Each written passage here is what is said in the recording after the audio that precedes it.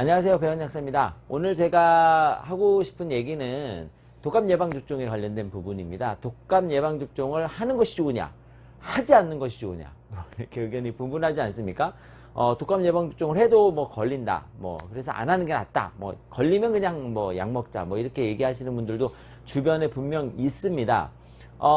지난 27일부터 2019년 12월 27일부터 1월 2일까지 제가 약국에 온 독감 환자들을 대상으로 약간 리서치를 좀 해봤습니다. 그랬더니 놀라운 결과가 나타났습니다. 놀라운 결과는 잠시 후에 제가 안내해 드리도록 하고요. 어쨌든 이러한 다양한 의견들이 좀 있는데 어떻게 생각하시나요?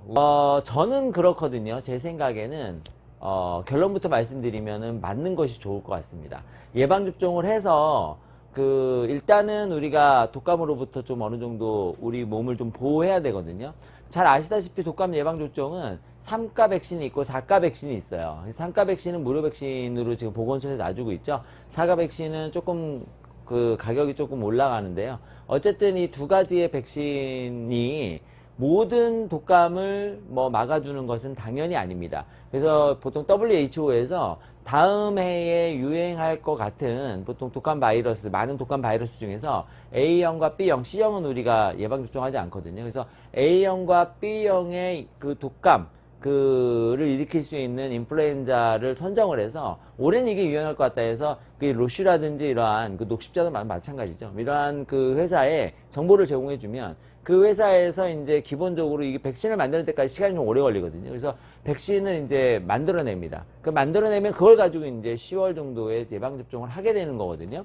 그래서 3가라고 하는 거는 보통 A형 2종에 B형 1종을 맞게 되고요. 4가라고 하는 거는 A형 2종에 B형 2종을 맞게 되는 겁니다.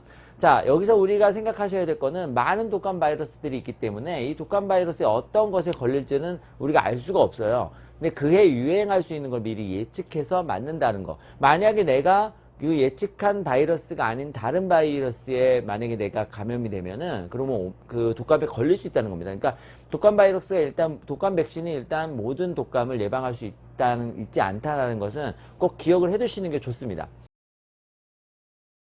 어쨌든 이러한 다양한 의견들이 있어서 제가 저희 약국에 오신 환자들을 대상으로 조사를 했어요.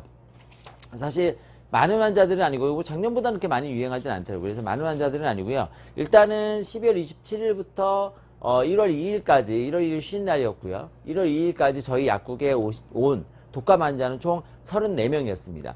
34명의 독감 환자 중에서 예방접종을 하지 않은 사람들이 많았어요. 대부분이었는데 예방접종을 했는데도 걸린 환자가 무려 13명이나 됐습니다.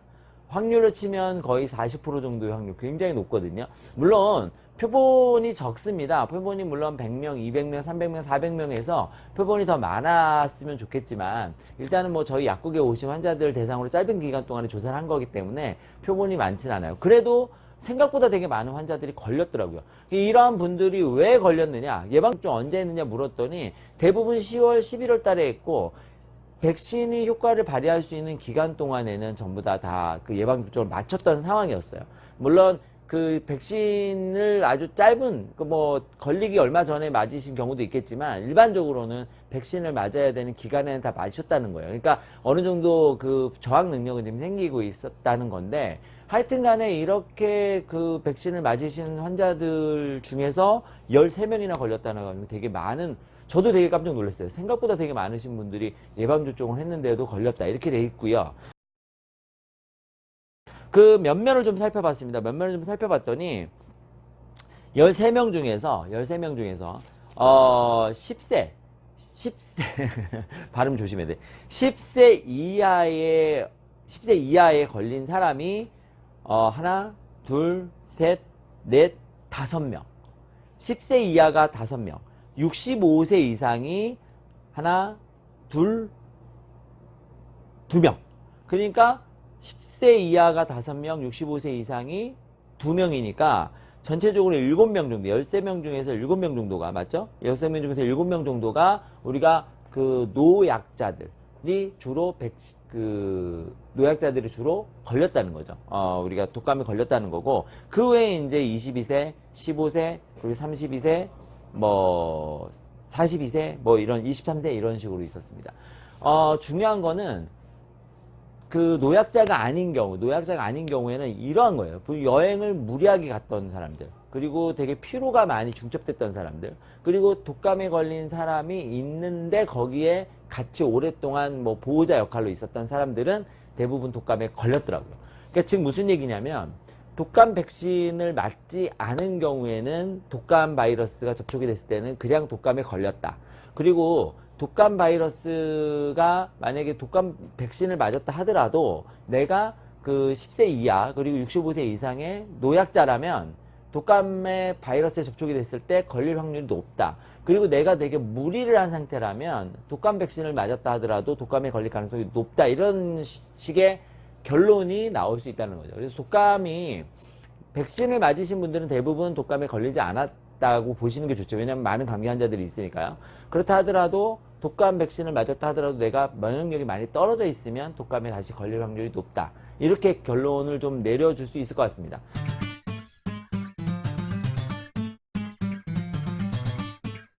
그래서 어쨌든 조사한 결과 결론을 좀 내려보면 이런 거죠. 독감 백신을 막는 것이 일단은 좋습니다. 그래야지 11월에서부터 1월까지 유행하는 독감을 예방할 수가 있죠. 만약에 독감 백신을 맞았다 하더라도 독감 걸린 환자가 있을 때는, 만약에 독감 걸린 환자가 있을 때는 그 독감 걸린 환자에 너무 접촉을 하면 안 된다는 거예요.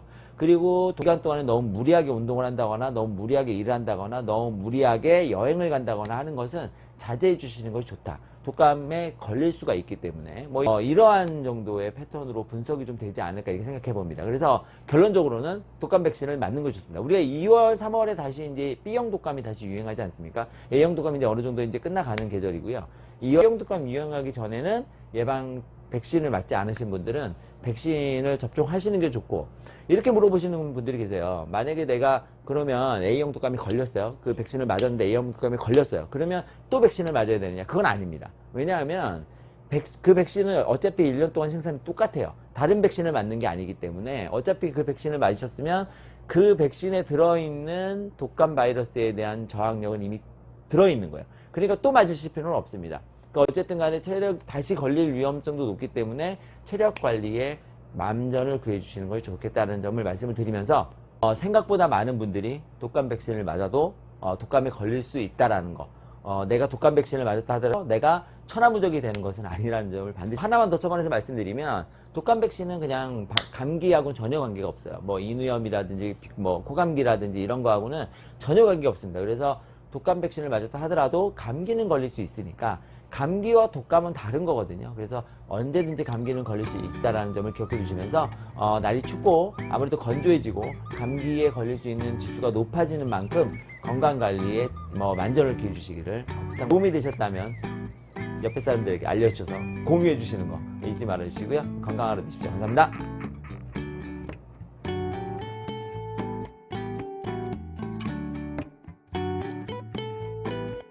오늘 들으셨던 정보가 많이 도움이 되셨다면 구독, 좋아요 꼭 눌러주시는 거 잊지 마시고요. 알람 설정도 해주시면 너무나 좋겠습니다. 감사합니다. 건강한 하루 되십시오.